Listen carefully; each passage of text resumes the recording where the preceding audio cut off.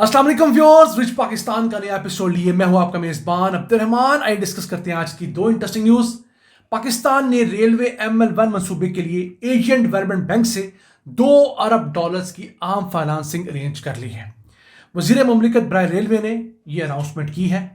सबसे खराब पोर्शन कराची से रोड़ी तक का इस फाइनेंसिंग के जरिए अपग्रेड किया जाएगा। नए दोनों रेलवे ट्रैक बिछेंगे। अब इस डेवलपमेंट के साथ साथ पाकिस्तान की एक्सपोर्ट भी बढ़ेंगी। वो किस तरह? थर्स से निकलने वाला कोयला इस अपग्रेड रेलवे ट्रैक के जरिए एक्सपोर्ट हो सकेगा। उसके पैरेलल हमारा रिकोडिक से निकलने वाला सोना और तांबा वो भी इसी रेलवे ट्रैक से गुजरता हुआ पोर्ट कासम के जरिए एक्सपोर्ट हो सकेगा। ये अहम डेवलपमेंट आपको शेयर कर सकेंगे। जबकि आज की दूसरी खबर, ओगरा ने रवा माली साल 3 लाख गैस के कनेक्शन देने के लिए 6 अरब 10 करोड़ रुपए अप्रूव कर दिए हैं। ये वो गैस कनेक्शंस हैं जो RLNG के गैस कनेक्शंस हैं। आज की वीडियो में आप जान सकेंगे कि जो नए गैस कनेक्शंस हैं ये पुराने से कितने महंगे होंगे और आपका माहाना कम से कम बिल कितना होगा और ज़्यादा से ज़्यादा बिल आपका कितना आ सकता है। ये प्रोग्राम के दूसरे हिस्से में जान सकेंगे। लेकिन पहले चलते हैं आज की सबसे अहम खबर की तरफ। पाकिस्तान ने एशियन डेवलपमेंट बैंक से रेलवे ML1 मंसूबे के लिए $2 अरब की फाइनेंसिंग अरेंज कर ली है। ये पैसे हम लोगों ने कराची से रोड़ी तक के पैकेज के लिए लिए हैं। ये तमाम रेलवे ट्रैक सबसे खराब हालत में है।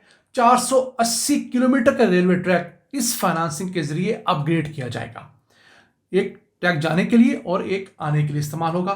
फिर फ्यूचर के अंदर हम लोग कहीं और से पैसे अरेंज करेंगे, UAE से, कतर से। तो दूसरा जो पैकेज हम बनाएंगे वो रोड़ी से लेकर मुल्तान तक का होगा। फिर मुल्तान से लाहौर, फिर लाहौर से रावलपिंडी और रावलपिंडी से फिर आगे पेशावर तक हम आहिस्ता आहिस्ता पैकेजेस में बनाएंगे। और हुआ कुछ यूँ कि पाकिस्तान ने चाइना से मिलकर ये रेलवे ट्रैक बिछाना था।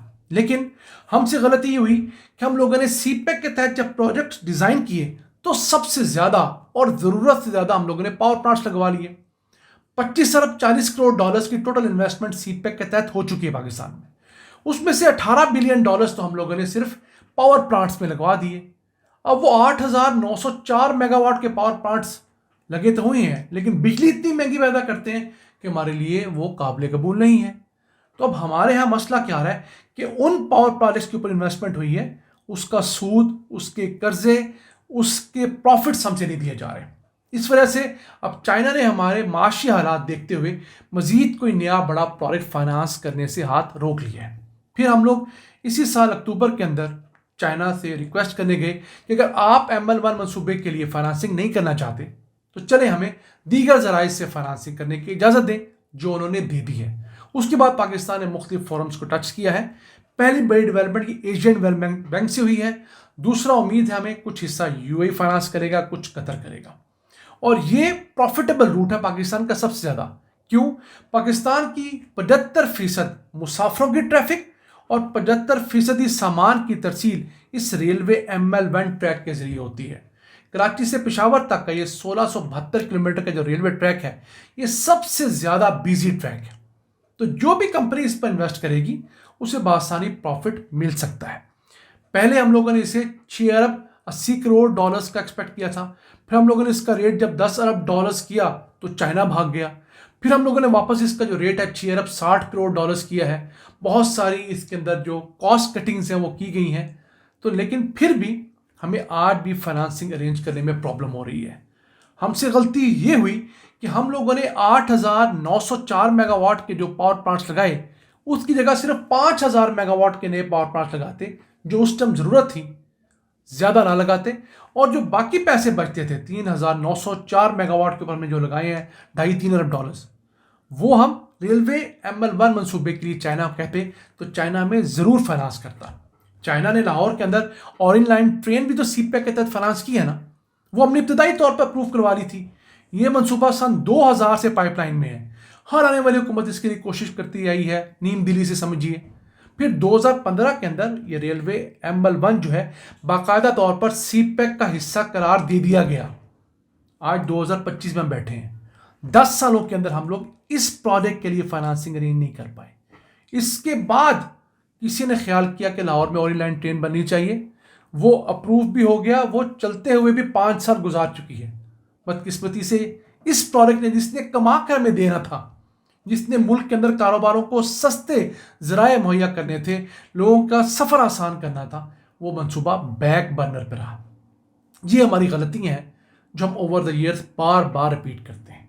अब ये रेलवे ML1 मंसूबा सिर्फ एक ट्रैक का नाम नहीं है, इसके ऊपर 90 के करीब बड़े रेलवे स्टेशन आते हैं, तमाम ने अपग्रेड होना है।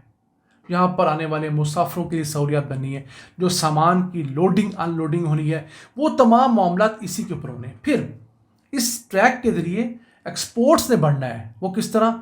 थर के कोयले को हमारी पोर्ट कासम तक पहुंचाने के लिए फिलहाल रेलवे ट्रैक कोई नहीं है, तो थर की कोल माइन से रेलवे ML1 तक जो कोयला पहुंचाना है, 106 किलोमीटर की नई रेलवे लाइन बिछ रही है, अंडर कंस्ट्रक्शन है।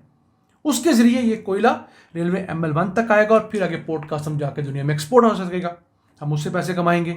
उसके अलावा जो रिकोडिक की माइन है, उसके अंदर से जो सोना तांबा निकलना है, उसने किस तरह आना है? अगर वो सोना तांबा हम लोग ट्रकों के जरिए लेके आते हैं तो हमें 28,000 ट्रकों के ट्रिप्स चाहिए एक साल में।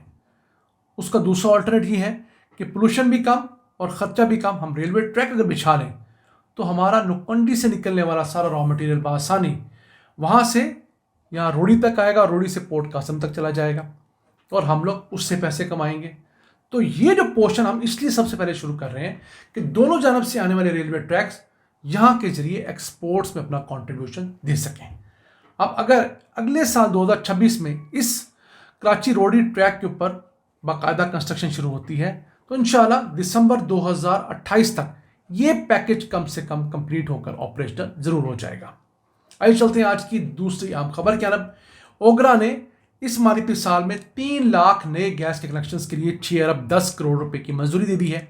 ये वो गैस कनेक्शंस हैं जो कि RLNG बेस्ड इंपोर्टेड गैस की प्राइस पर लगने जा रहे हैं। पाकिस्तान में इस वक्त भी तकरीबन 2,45,000 लोग ऐसे हैं जिन्होंने गैस कनेक्शंस के लिए बाकायदा तौर पर डिमांड नोटिस जमा करवाए हुए हैं। कई साल गुजर गए, उनके गैस कनेक्शंस नहीं लग रहे, तो सबसे पहले प्रायोरिटी उनको दी जा रही है। दूसरे नंबर पे अब आप भी जिसके इलाके के अंदर गैस का कनेक्शन मौजूद है, आपके सामने आपके साथ वाले घर पे, तो आप इन SSGC और SNGPL की वेबसाइट पर जाके ऑनलाइन अप्लाई कर सकते हैं। एक बात ध्यान में रखिएगा कि ये गैस हरगिज सस्ती नहीं होगी। आपका गैस का बिल गर्मियों में जो कम से कम आएगा वो 7,000 रुपये आएगा और सर्दियों में जो कम से कम बिल आएगा वो तकरीबन 12,000 रुपये आएगा। इस 12,000 से बढ़ सकता है, इससे कम होने की उम्मीद कम ही है। तो यहां पर ध्यान रखिएगा 6 से 9 यूनिट मैक्सिमम जो लोग गैस इस्तेमाल करते एक महीने में, ये उर्स का एक एस्टिमेट है सरकारी तौर पर। इससे ज़्यादा आप इस्तेमाल करेंगे तो आपका बिल 25, 30, 50,000 और लाख भी हो सकता है। तो इस गैस को आपने बहुत फूंक फूंक के इस्तेमाल करना है। ये गैस LPG सिलेंडर की निस्बत कोई 30% सस्ती ज़रूर होगी, हुकूमती क्लेम ये है, लेकिन हमारी जो लोकल गैस है, जो मैं और आप जिनके पास घर में सुई गैस के कनेक्शन लगे हुए हैं, उससे कम 2 गुना महंगी होगी। लेकिन ऐसे लोग जो बार बार सिलेंडर नहीं ला सकते, जिनके पास अल्लाह ने पैसे दिए हुए हैं, वो इसे अफोर्ड करते हैं तो वो ज़रूर लगवाएं ये कनेक्शन। लेकिन जो लोग अफोर्ड नहीं करते या जिनको इल्म नहीं है, वो पहले सोच लें कि आया इतनी महंगी गैस हम अफोर्ड करते हैं या नहीं करते हैं। तो ये था आज का एपिसोड। हम उम्मीद है आपको पसंद आया होगा। अपनी सजेशंस, अपनी आराज़ से हमें आगाह रखा करें। अपने मेज़बान अब्दुर्रहमान को इजाज़त दीजिए। अल्लाह के बाद।